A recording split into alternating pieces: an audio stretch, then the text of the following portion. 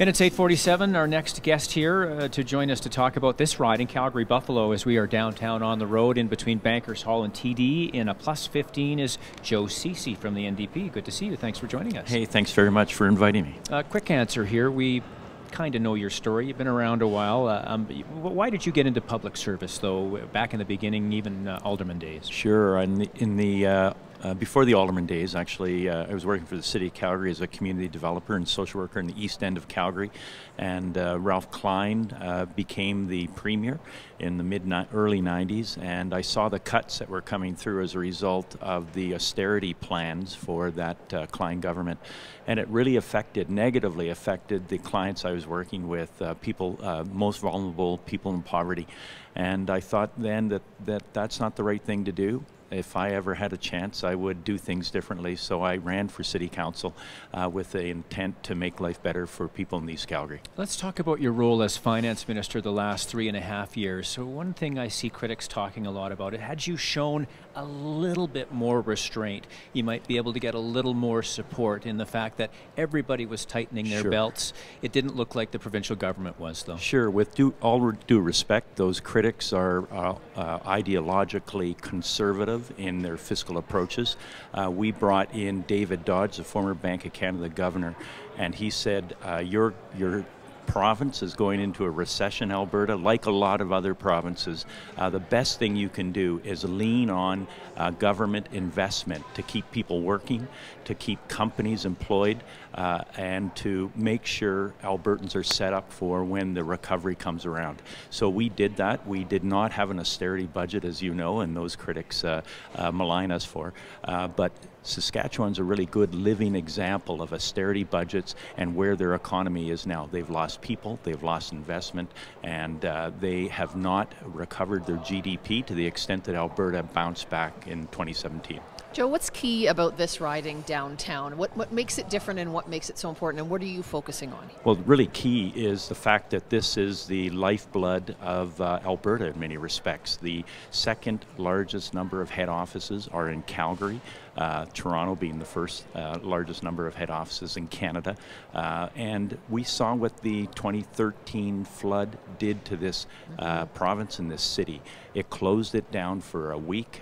Businesses were shut down.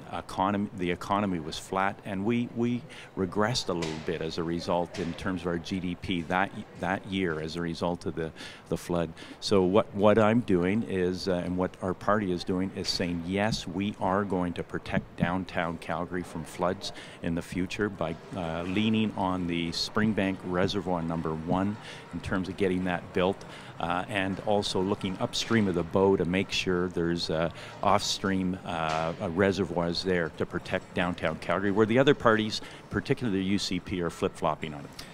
When I get the releases every morning from all the parties, and it's I got to be honest with you, the NDP has been so negative the last little while, pounding away. You got caught up in it recently too, on somebody said this or this happened years ago. Yeah. The fear and smear criticism, the negativity, how do you respond to that? Well, I would say the same thing the Premier has said. You know, it's not negative to point out a person's record, public record. And their public record of Jason Kenney is not a good one in terms of this province. He's pipelines. I've said pipelines once more than he did in his entire 20 years in the federal government. So, you know, we are letting Albertans know who this Jason Kenney is, because he hasn't been around.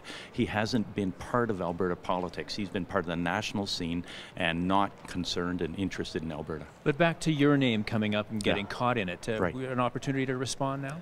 I responded back in 1999-2000 when I defended myself vigorously in a civil suit that was dropped by the complainant, and so it looks like every 20 years that person surfaces, and that's unfortunate. Why should people vote for the NDP as we head to April 16th? Yeah, the NDP is the best party in charge of the direction of this province. We are very close to getting pipelines completed. to Tidewater. That's something that Jason Kenney wasn't able to do, and he sat at the cabinet table for 10 whole years, and he didn't get that done with Stephen Harper, another Calgarian. We are, of course, coming back. It's been a bumpy road to recovery, but we have diversification firmly in our sights. We have the backs of Albertans firmly in our sights as well, protecting programs and services, making sure there's schools built and hospitals. Final comment, there's talk that we need to be more aggressive. Jason yesterday saying that they're going to be battling BC if they're going to be stopping our oil. They'll be scrapping with Justin Trudeau.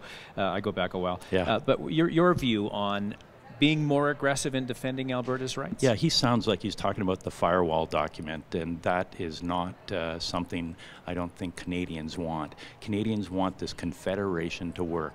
We have a premier right now in Rachel Kenney. Rachel Kenney. Hey, I did that the other day too. I did. I had Pierre Trudeau, so we're in good stead here. We have a premier in Rachel Notley who has shown that she can move the needle on where Albertans, Canadians believe pipeline should be. She's moved it from 4 and 10 to 7 and 10. She is a person who can unite this country, not divide it, and that's what Jason Kenney does. Okay, thank you for coming in. Ceci, good luck for Calgary-Buffalo, the NDP candidate. We're back after this.